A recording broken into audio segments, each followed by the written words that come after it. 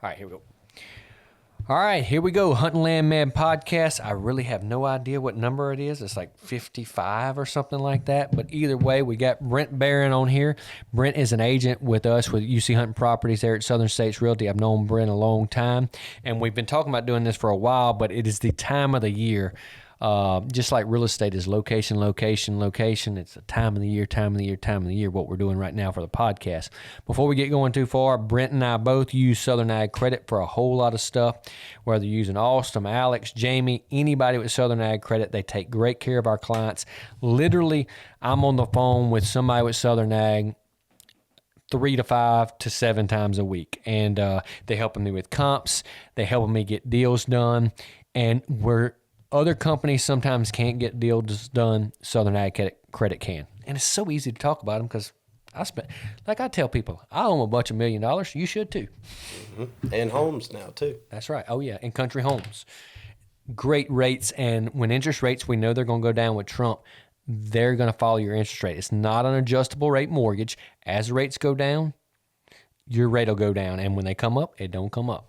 Brent, thank you for coming on. Yep, thank you for having me. What you been doing lately?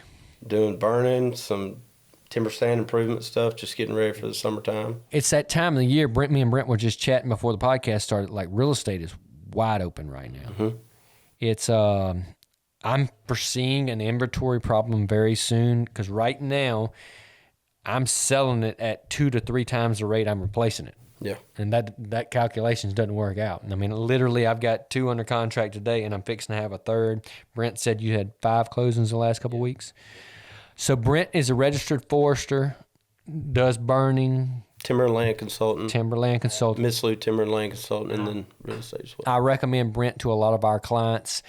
He's working with a client down in Louisiana on a big place right now. And so if you need anything, if you listen to this podcast, you're in this area, you need your timber thinned, you need your timber clear cut, you need your habitat improvement, stuff like that, Brent can hook you up. And he's different than a lot of foresters because Brent's ate up with deer and turkey hunting. So most of our clients, they are too. So you can't, like when I come to my place, of course I want to manage for timber, but it's wildlife first. Mm-hmm. It's wildlife first. So how can we marry those two without, and if we're marrying, I want to be a little more on the deer and turkey side. Just like this burning today. I would rather my habitat be a little bit better for turkeys because my neighbors got all kinds of deer habitat, and I only have 130 acres right here, so I'm working on mine for turkeys, and I finally got some turkeys. So on this place where we're sitting right now, 130 acres, I've never had more than like 2 turkeys out here. And this winter, I saw like 4 or 5. I think they were jakes. And then here lately, I've seen 13 hens, and I've been watching the cameras. Big Longbeard strutting with them the other day. I was like, finally, it's our first one. Now, of course, we're not going to hunt him.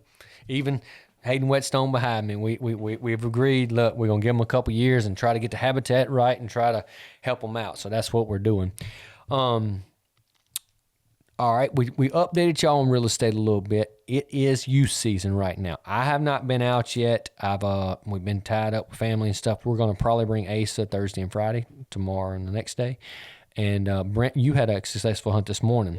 Yeah, we had a great hunt this morning. Beautiful weather, turkeys gobbling every direction.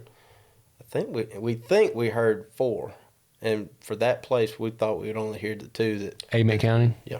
That were seen yesterday. So what? How old was Justin's little boy? 6. But nice.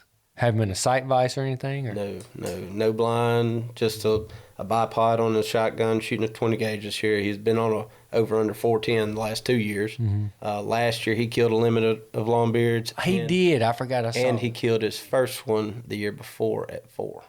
That's crazy. He's well on his way to being a turkey killer. Yeah, true killer. But that's awesome. I was gonna let Asa go last year. I just didn't think she was ready, and I didn't want her to get a bad taste in her mouth. But I know she's ready now. We shot her gun earlier. She did good, and she killed her deer this year. And I want her to just have a good experience. I'm the same way though. To each their own. I don't put Bentley killed his first turkey sitting between my legs. Yep.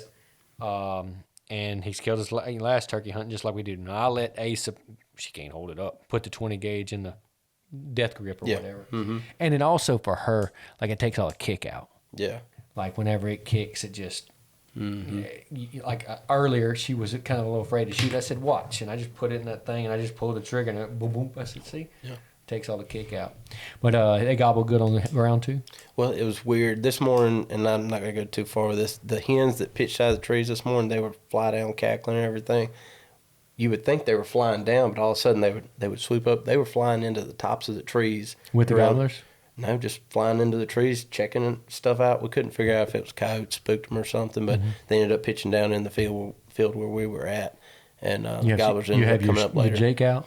It was Justin's, but it's like a semi-strut Jake and a hen.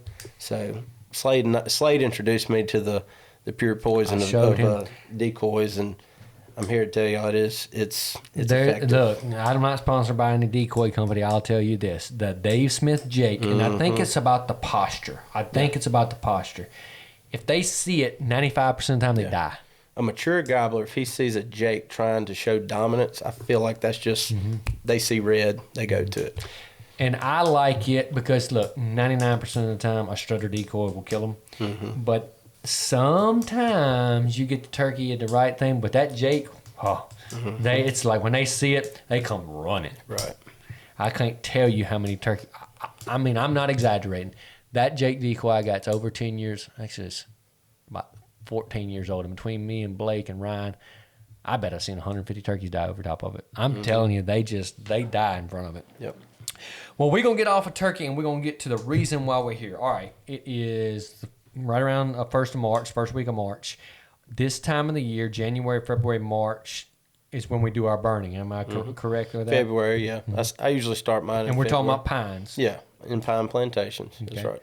I usually start February because we're deer hunting in January. That's right. But we're going to do some burning today out here on my home place. We got the right wind, and I got the stuff. We're going to burn a little bit today and do a little content on that. So, Brent, if I'm a landowner, most of our landowners, probably 85% of them have some pine on their place. Why do I want to burn? Do I have to hire you to burn?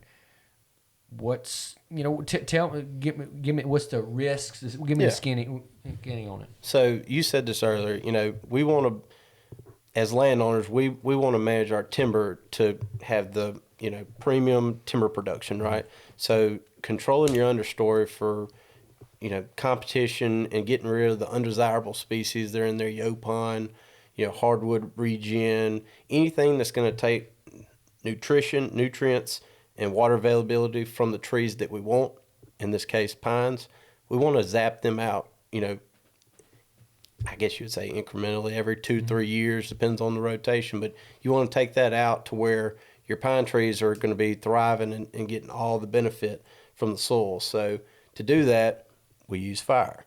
You can't just burn the cheapest way, tool you can use. And you can't just do that anytime. I always tell people, look, don't ever burn a pine plantation until you've at least had one thinning done on it. So usually 14, 15-year-old stand, that's when you're going to... And this is loblolly, not longleaf. Yeah, correct. Now, longleaf, I burned a stand yesterday in Lawrence County. It was 7 years old, and we sent fire through every bit of it hot. But anyway, in a loblolly stand, southwest Mississippi, you're looking at 14, 15-year-old stand that's had a first thinning. That next year after the fuel's built back up, I'm always going to tell people, start your burning rotations on it. You're going to get rid of all the slash. You're going to get rid of the competition, the native vegetation, the good stuff that deer, turkeys, and small game need for cover, for food. That's what's going to respond. Now, I think you showed something good. Okay, first couple things, and I don't want to forget these things because I think they're important. How many times have we ever had clients say, I ain't worried about them trees, I bought this place for deer? Totally respect that. But if we can help pay for the place and make it better deer hunting, that would make sense. We would be better stewards of our land. And if you ever get ready to sell it one day, make the value of your land going up by better game, aesthetics, or timber value, of course. So that one. Two, when we're burning, we're talking about the benefits for the timber right now, which is super important, but there's just as many benefits for the wildlife. What happens when you burn, and Brent can go into this a little further, when you burn every year, you almost go back to like a savanna, blue stem, broom sage, which is great for turkeys, good for bedding. Typically, that's a little bit aggressive for deer. It's not terrible for deer, but it's a little bit aggressive. And then you have, if you burn every 2 years, you get, you kill most of your woody stem, which your deer aren't really eating woody stem. So that's, you get your herbaceous species and forbs and things like that. And then if you burn, typically, a lot of times in our area, we're burning every 3 years. That kills most of your woody stems, but it's more of a deer, I would say. Yeah, I tell people every 2 year rotations, turkeys and deer, every 3 years, you're establishing a good bit of understory. So that's what I tell people is like the good bread and butter for deer. And look, for habitat. Let's just use a 100-acre tract right here. I tell clients this all the time, and I never tell clients anything I'm not doing on my own place. What we're burning today, I've never burned. I've burned every other inch of this property. What we're burning today, I've never burned. Kind of on purpose. Before my neighbor did that clear cut over there, you got all that clear cut, we needed some bedding. So I had a little bedding right there by the house. I burn this little, I call the paintball course right here every year, and I've got it where we can play paintball. Found a shed in it yesterday when I was burning 70 yards in front of the house. And the one up there I burned 2 years ago, so I didn't burn it last year, so this would be every 2 years. And when you ride in there on the left, you see all those skeletons. And when I mean skeletons, the yopon and the gum stems, and all, they're dead. But when we burn that fire through them this year, they will, it'll clean up a whole lot, right, and be good for hopefully start getting good for our turkeys. But so don't. What I was getting at, don't get hung up if you've got 100 acres or 50 acres or 500 acres. It's not like you got to go burn it all. In fact, we recommend that you don't. No, I like having something to do every year. Right. Well, and also like microhabitats, and this is good for every species of game, including ducks, deer, turkey, small game. Like, let's just use 100 acres for example, and let's say we got a client that's got 100 acres of pine plantation. My recommendation is put in about 4 different chunks and have fire lanes and rows around, and maybe burn this one every year. Maybe burn checkerboard that thing, and then you got different habitats, because during the year, different things are going to be important for your wildlife. So, if turkey nesting. Well, them turkeys may not be over in this thing, but when it comes nest time, they're going to live over there. Right. Breeding time, they may be the same thing. And to me, doing not only the benefits, but to me, like playing with your property. Right. That's what we do for fun. Yeah, I mean it's all management, but I want diversity. I tell people all the time, diversity in your property is key, and diversity from habitat, diversity from age class of your timber. Why does wildlife use one stand versus the next, whether you do something to it or not? So that's being an active manager, in my opinion. So. And it is fun. You find a bunch of sheds. It's a cool activity. I'll have my kids out here with us burning. They were with me burning yesterday, and it's fun. All right, we know the benefits. If you're not doing it, you should be. All right, Brent, give me some. All right. I'm fortunate because I've been burning since I was Ace's age on my family's plantation, but most of our clients have not. Okay, what do they need to know? First of all, I would say the first time, I would say hire Brent. Hire a forester, somebody that's done it before, because you do have a lot of risk. And look, I don't care how good you are. That wind can switch and things like that, and you can get to roaring and you can get in trouble. Right. Especially right now, we got so much dead timber from the drought a couple years ago. You may not have all your fire lanes perfect, but you got an 80-foot pine tree that all of a sudden catches to the top and it falls across your fire lane. Well, then you just lit your neighbor on fire. Exactly. And we had a mutual friend that, I don't know whatever happened to it, but he burned a bunch of the neighbor's property, and it was not good. Yep, it's just something you definitely don't want to have to deal with as an individual. Slade mentioned it. When people hire me, they hire me, and I take full responsibility for the job being done on a prescribed burn. For my business, I have to have general liability insurance, and that insurance has to cover burn damage. And I'll just tell you, I pay around $4,000 a year for that insurance policy. But what that covers is if a fire gets out, if it burns the timber, some conditions change, and it stresses the timber to the point, then we get a drought, and then the timber dies. It's on me. Wow. So that's all factors you have to play in on what we're doing, and it can change quick, but Well, let's talk about this. All right, let's talk about somebody that maybe has been around a couple burns, feels secure with it. Mm-hmm. I know a lot of this, but I'm going to ask as if I don't know any. What do I need to know? All right, we got a fire lane around this 20-acre section of pine timber, Brent. Am I burning with the wind, against the wind? I know that's a loaded question. Backfire, head fires, everything else, flank fires, strip fires. I mean, there's all kinds of different ways to burn a tract of timber. But somebody that wants to go burn their own timber, fire lanes. We have friends that don't believe in them, but I preach it all the time. I got blacktop roads, so yeah, so that helps. County roads, blacktop roads, anything you can use that to your advantage, backing a fire off of the edge of the timber stand there. Making sure you don't have any fuel on your fire lanes to where once you light something and you're checking fire around the rest of your property, you don't have to worry about that fire, edging its way across. It's just one less thing to worry about. Okay, you use a dozer for your fire lanes. Mm-hmm. Okay, we know that, or a tractor or disc. We're going to use a disc today. What do you have on your buggy in your truck to prevent little problems and things like that? Water. I always burn. I have a spray tank. I keep a 25-gallon tank on my buggy full of water, mainly just for what we just talked about. If a fire is trying to get across a little bit of dead grass or some pine needles on a fire lane, you can always just go spray that out. It's done. You don't have to worry about it. So, like out here today, I'll have a 2.5-gallon sprayer, and I'll have my sprayer in the back of the buggy. Mm-hmm. I've got sawtooth all the way around all my plantation, right. And so when it goes through there, if they try to catch fire, I can put it out right there. So water, but something I bought this year, and yesterday I did a burn, and we actually had an ember go across the fire lane into the neighbor's 20-year-old pine plantation. And if we wouldn't have had this tool, we could have been in a worse state. But a backpack blower. Me and Brent Watson was helping me yesterday, and we actually, by the time had to go get him, and we got back to it. It was about 3/4 of an acre, but it was slow rolling. And you will take a pine limb, and you will be dead on the ground by the time. Yeah, we would have fell out if we'd had to use a rake or a pine limb or something. But we went around with backpack blowers. Pine limbs. Good Lord. Mm-hmm. I remember one time I got out in Bill Bankston's pasture back behind Tatum, and it was like 2 acres, and it was just rolling across that grass about that tall. And me and Uncle Rusty got pine limbs, and one time I got done, I was on the ground. I couldn't breathe. Yep. But I mean, stuff like this, and look, I'm telling y'all what happened, but our conditions the last 2 years, people hadn't burned. A lot of people didn't. Mm-hmm. Some did, but with the conditions we had, it was just too risky.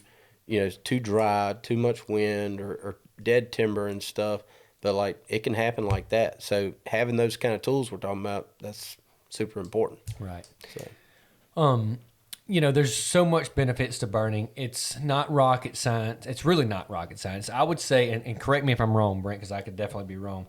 I would say in general, people that don't really know what they're doing, we're going to burn into the wind. Mm-hmm. So if if you've got, like today, we've got a south wind, and I've got a stand that runs north and south, I'm going to light on the it's a south-southwest wind. I'm going to light on the east side, kind of burn into the wind and a side wind too, and I think we'll do real good there. But you typically want to burn into the wind. It's just safer. Now, for instance, yesterday, I've done this before. I got a little section right over here by the house that I can't ever get it to just get it. It'll ease through there, and it don't kill everything. So yesterday I got it all else burned, and I ran a little head fire through that little part, and it scorched the heck out of it. I'm hoping I got it this time, but it's make sure your fire lanes are good. I would think the first couple of times you need somebody with a liability. You need a burn permit. I'm kind of on the fence about that, but anyway, I get them. I got one yesterday. I got to get one today. And all you do, you Google Mississippi burn permit, you call the number and tell them your address or town section range, latitude, longitude, and they hook you up. That doesn't take away your liability. You got to know that. But it also, the fire department doesn't show up, which I've had it showing up several times. I want to say this too. And look, this is what I do for a living. I recommend everyone do this on their own property or hire another consultant even to do this on their properties, because if everybody's doing this, we're making habitat better. We're improving potential for wildlife. I mean, for deer, hopefully bigger headgear, turkeys, more habitat, more turkeys, hopefully. But everybody can go and get their prescribed burn manager's license if they want to. And I've actually met a lot of people in those classes that ended up hiring me to come do the work when they got the same, certificate. But it's out there. It's for the public. I mean, it's knowledge, and it's a way to teach you how to do it, even if you've never fooled with it before. So just want to mention that. Okay. I'm trying to think of anything people may ask. Okay, Brent, how dry does it have to be to burn? Like, Saturday we had rain. Good rain. A good rain. And what's today? Wednesday? Yeah, and I burned yesterday. We burned yesterday. It really depends on site, like location of the stand. Is it in a low area? Is it going to stay wet even 2 or 3 days after rain, or even a week after rain? It's all about location. You have to look at it and, judge it. It's stand by stand basically. But like here at your house, Saturday, we probably could have burned. Well, you did burn. You burned the paintball course. You probably could have burned that yesterday and did fine. And that goes down another rabbit hole. But, burning conditions, your relative humidity, your wind speed, your 20-foot wind speed. What time is the perfect time of day to light? I know it's a loaded question, but like typically I like to light 10, 11 in the morning. That way I'm not all 10 or night. 11 in the morning, right before that humidity starts dropping to its lowest. That way you're starting your fire before it's at its peak, where it's going to burn the hottest throughout the day. You start your fire there, and usually, like Slade talked about, a backfire, burning into the wind. You want to get that fire backed off your fire lane as far as possible, because when you start, what we call wrapping a track or doing side fires or your head fire, you don't want that fire to be too hot to where when it goes through the stand, it throws embers across that fire lane where you started. So Brent already talked about, typically, 13 to 15-year-olds, usually the first time you're going to burn it, depending on when you thin it the first time, and get some fuel in there. I would probably say an average of 14 to 16. But pine timber can take a whole lot of fire. Yeah, it can. And the taller they are, the more it can take. Now, you can burn them and smoke them. But like, if you get a fire out there, you get 6, 8, 10, 12 foot tall, for the most part, that ain't going to hurt your pine timber. Now, what can happen if you don't know what you're doing, and I've seen it happen, don't ask me now, I know. Like, let's say you were testing some things and you wrapped a whole place in fire. You ever seen it? Like, it makes its own environment. Oh, it creates some wind. It turns into a fire tornado. Yeah. Like just and look, scary. when it starts to, you'll hear, it makes some noise. Sounds like a turbine. Yeah. So that's a big no-no. Look, there's 100 videos, I'm sure, on YouTube that you can go and learn how to do this kind of stuff. The main thing we want to preach today is you need to be burning. It's the cheapest management tool out there.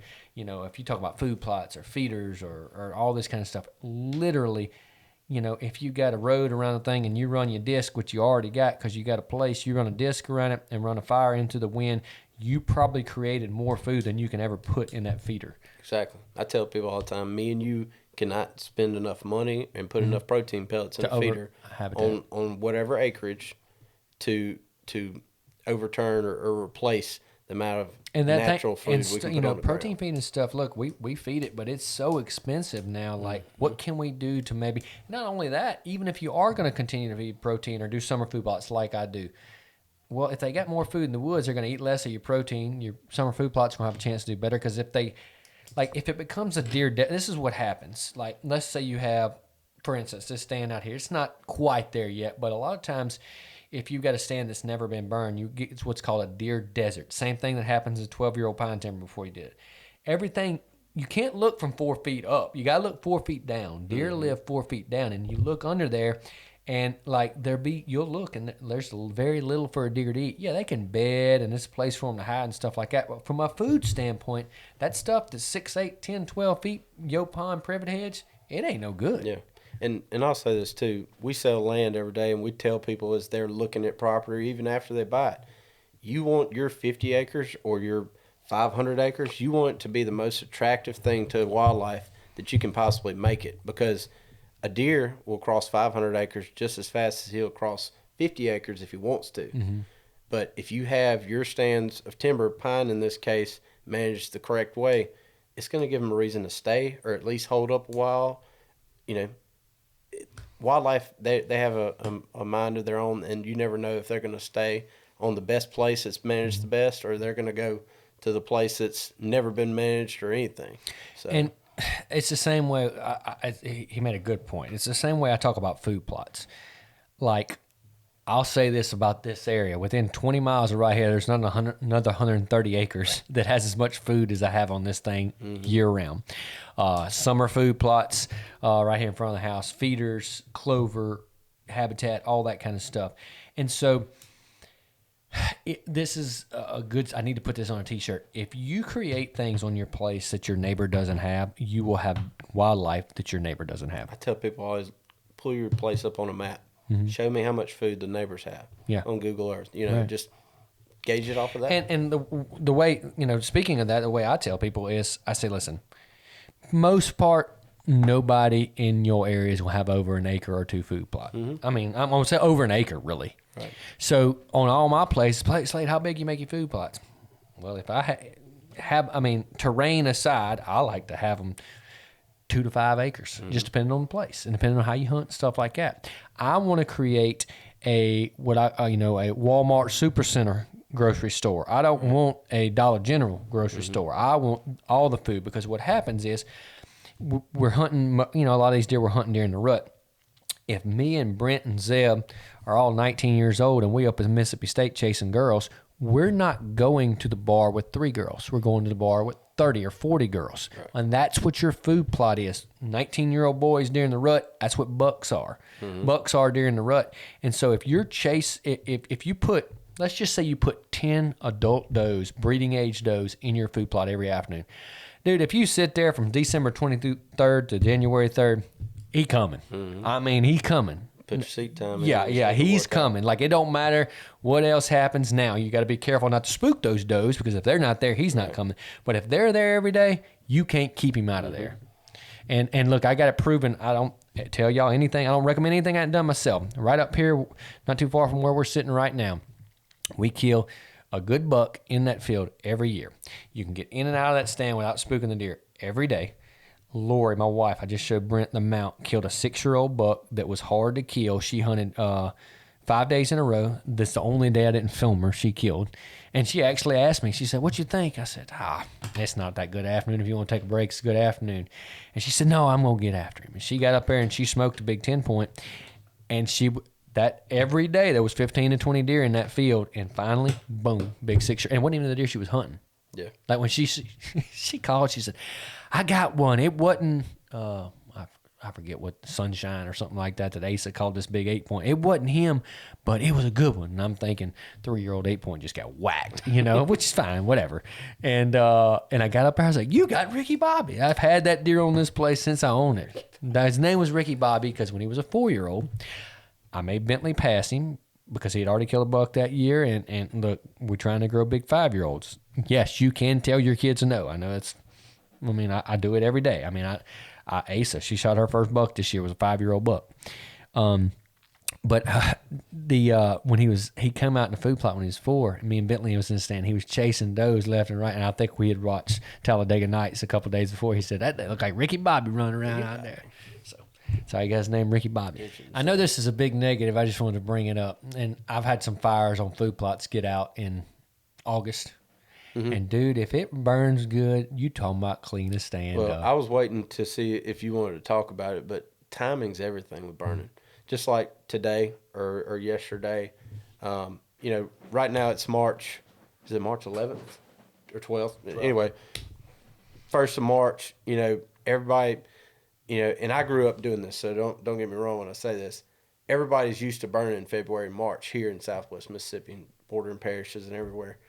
If you can wait till get a little green up, April, 2 weeks after green up, if you can wait till and do a growing season burn, your cleanup, so to speak, is going to be tremendously more efficient, because yes, you're waiting to move into turkey season, and we can go down the rabbit hole with the whole nesting period. Is it going to affect the turkeys? I don't have nesting? to ask anybody. I've seen how it does, and I do not. I'll say this on the podcast. You put this on a reel, Zeb. The national forest, our national forest in Southwest Mississippi, burns tens of thousands of acres or thousands of acres in May. Mm-hmm. April and May. I've burned stands in April with eggs, and those hens did not. Those nests didn't make it. They didn't recover. And my deal is, we're having such a Slade's a little bit wrong. We're having such a hard time getting our turkeys back in Southwest Mississippi. Why is our government doing anything that could possibly hurt our turkeys? Mm-hmm. The guys who are burning, getting paid the same salary, start January 1st. They're getting paid the same salary. Let's do what we can for turkeys. Yeah.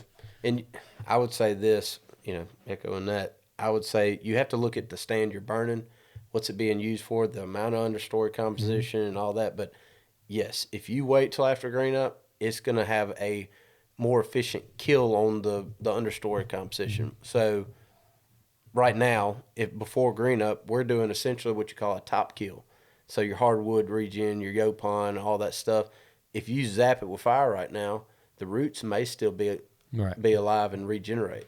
But if you go in the growing season and you zap it with fire, you're killing it to the roots. Mm-hmm. So what comes behind that is going to have more of a chance to stay. And I think if you want to, I would say from my limited knowledge that if you wanted to do one with a little bit more green, I think April 1st is fine. Yeah. I think every day in April you get higher and higher percentage chance of messing with hens' nests, because if it burns up a nest on April 1st, she's probably going to re-nest.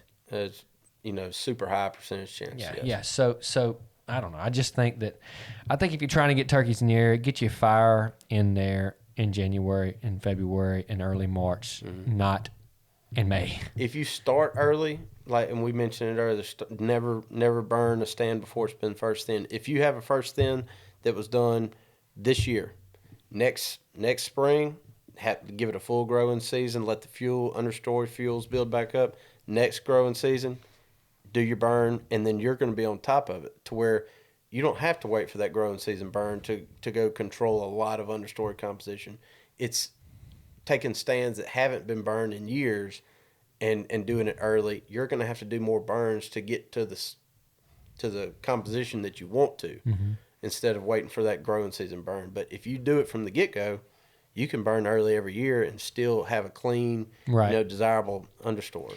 Yeah, you can definitely. I think if you're trying to clean a stand up immediately, you want to get in there during growing season. But if you're doing your stuff right, you're probably doing it. You might if you say you buy a piece of property and that the timber stand hadn't been burned, which most of them, hadn't been burned 5 years, and there's a lot of understory composition. Well, we may want to wait for the growing season burn after green up. Hit it good one time, then the next time hit it early and be ready for turkey season and everything else. And it'd be if they haven't burned it in 5 years, turkeys probably aren't nesting it anyway. Exactly. For the most part. Exactly. Well, we got some burning to do, so we're going to get to the end of this thing. I think we've learned a lot about burning. Hopefully we haven't confused you at all. Brent, before I get too far, if people want to contact you to get their burning, how they contact you? Yeah, my cell number is 601-248-3849. I've got a timber and land consulting business called Miss Lou Timber and Land Consultant. You can find it on Facebook, Instagram. I'm on all social media platforms, Brent Barron. And, except for OnlyFans. You didn't start that like you were thinking about it. No, okay. I've thought about it. The Naked Forester. Yeah.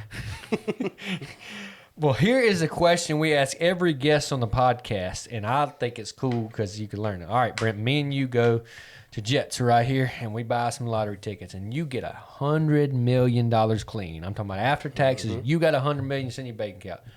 Where are you buying land and why? A couple of years ago, I'd have a different answer, but you started elk hunting. I started elk hunting, yeah. Honestly, I would spend the majority of my money right here at home. I actually live in Louisiana, in East Feliciana Parish now. I'm from Liberty. But if I could buy the perfect place, I'd buy it half in Louisiana, half in Mississippi. More tags. And that'd be my little piece of heaven. So I think that's what I would want to do. If not, All right, so let's just say we spent $10 million here. Where's the next? Ooh, if I'm bouncing around, I'm going Kansas, Missouri. I've looked at Missouri more, and I like the way their permits or not permits, their tags and everything is. I might have to claim residency in Iowa. Zeb could probably. If you got $100 million, you can buy a plane. So. Yeah. Iowa, Missouri, Kansas, and Illinois. I would maybe Ohio too. I've been offering a place in Oklahoma yesterday. Well, Yeah. actually, I have a contract on a place in Oklahoma right now. I got to go up. Me and Zeb and Daddy got to go up there the next 2 weeks. It's biggins. Oh yeah. Like biggin, like bigger than these. Yeah. I mean, there's sleeper states out there. I'd definitely say Oklahoma's one. So we're gonna start trying to buy some land and do some stuff out there. We're excited. I was disappointed when I looked. You can only kill one turkey in Oklahoma now. Yeah. The last time I hunted in Oklahoma, we killed 3, and it was 4 of us. We killed 12, and I think it was a day and a half. Mm-hmm. Was it with Billy and them? Yeah. Yeah, Yeah. you smoke them out there. Yeah. Well, so we're buying. So are you gonna buy in the Midwest? Are we just going to buy a landowner tag every year for elk, or are we going to buy an elk place? It's so far, and you got you're not going to go once or twice a year. Say if you go buy a place, and what we do, if we went and bought a place, we'd want to buy it, make it better, and then turn around and sell it one day and buy a bigger place. So, I mean, yeah, I'm not going to say I wouldn't, but my thing, if you're talking about buying the elk place, is like I would almost rather buy if I had the $100 million. I'd almost rather buy 40 acres with a nice cabin on it, connected to some really good public, and then I could call my, then I could get a couple of my friends come, because that's what makes it fun. Oh yeah. If you're doing all that where you could just go kill the biggest elk, that's not as fun as you bringing your friends and you call them up for each other. Bring somebody that's never been. That's I tell you that's exactly what I do. And I would say, all right, hey, I got you a tag. Come hunting. You gonna be here this week, and I'd kill one, of course, and then I'd get the guide every week, and that would be fun. That would be awesome. Duck hunting's like turkey hunting. You don't have to shoot. Like, I like shooting the best, but like, you don't have to shoot. Whitetails, you kind of want to shoot. Oh yeah. But elk and turkey, it's about the experience and calling them up, and it's just different. And we are so excited about turkey season. We're starting Saturday with some terrible weather, and conditions are great next week. We got a lot of turkeys in Southwest Mississippi right now. Maybe as many as I've seen in my lifetime. Yeah. It's a lot, and we're excited about it. I'm excited. I hadn't been out listening yet. I got a bunch of cameras and stuff out and seeing a bunch of turkeys. I'm excited about getting in the woods because I think I know what's going to happen. I know how many turkeys I've seen this fall and riding around. What you think you got, you can probably have more. Yeah. Like, I thought I only had 2 on this place and 6 gobbling and stuff like that. I had a client yesterday. He went to an undisclosed location where we sell shares. And he sent me a video. He had 5 of them hammering. He could have rolled one off a limb if he wanted to. They were talking about just hammering hens, pitching down, cutting, and they were hammering. Yeah. Well, Brent, thank you for being on here. We're going to jump off of here and go do some burning. We're going to practice what we preach. We're going to do some burning right now. Y'all have a blessed day. Thank you, Southern Ag Credit, and thank you, Brent. Yep. Thank you for having me.